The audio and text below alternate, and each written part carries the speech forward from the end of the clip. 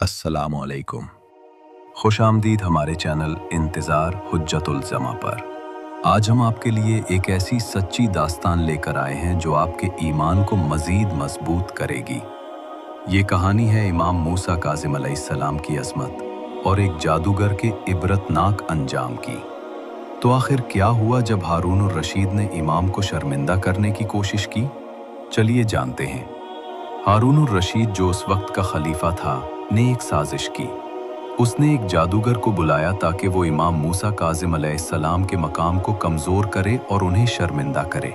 एक अजीमुशान मजलिस सजाई गई, इमाम को दावत दी गई और जादूगर भी मौजूद था। दस्तरख्वान पर खाना रखा गया। जादूगर ने अपना जादू दिखाने के लिए मंत्र पढ़ा।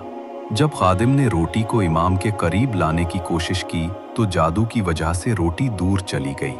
ये देखकर हारून रशीद खुशी से फूले न समाए। लेकिन फिर इमाम मूसा काज़िम अलैहिस्सलाम ने अपना सर मुबारक उठाया।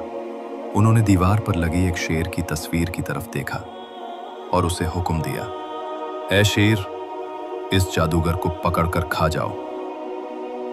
बस फिर क्या था, वो तस्वीर जिंदा हो गई। शेर दीवार से निकला, अपनी असली शक्ल में आया और जादूगर को टुकड़े टुकड़े करके खा गया। ये मंजर देखकर हारून और उसके दरबारी खौफ से बेहोश होकर जमीन पर गिर पड़े। कुछ देर बाद जब होश आया तो हारून ने शर्मिंदगी से माफी मांगी। उसने इमाम से इल्तिजा की कि जादूगर को वापस कर दी।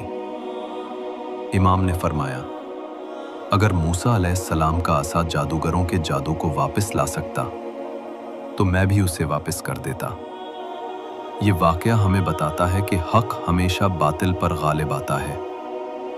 जादू और धोखा कभी भी अहले बैत की अजमत के सामने ठहर नहीं सकता। ये कहानी हमें ईमान, इस्तिकामत और अल्लाह के औलिया पर भरोसा रखने की तालीम देती है।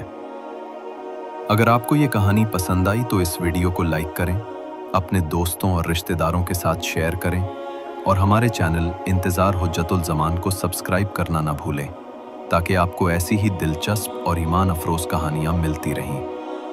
ऐ अल्लाह, हमें अहले बैत की मोहब्बत और उनके नक्शे कदम पर चलने की तौफीक अता फरमा।